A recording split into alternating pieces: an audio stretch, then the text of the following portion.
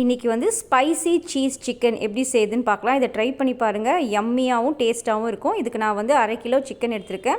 ஒரு 1/2 ஸ்பூன் மஞ்சத்தூள், 1/2 ஸ்பூன் வந்து மிளகாய்த்தூள், 1 ஸ்பூன் வந்து இஞ்சி பூண்டு பேஸ்ட், 1 ஸ்பூன் வந்து ஆரிகானோ, தேவையான அளவுக்கு உப்பு போட்டு இதை நல்லா மிக்ஸ் பண்ணி நம்ம மேக்னேட் பண்ணி வச்சுக்கலாம். இது வந்து ஒரு 2 ஹவர் நல்லா ஊறட்டும். அப்போ தான் வந்து சிக்கனில் வந்து ஃபுல்லாக மசாலா வந்து நல்லா இறங்கியிருக்கும். ஸோ இப்போ இதை வந்து 2 ஹவர் ஊற வச்சிடலாம். இப்போ நான் வந்து மிக்சியில் வந்து ஒரு 250 ml பால் எடுத்துக்கிறேன்.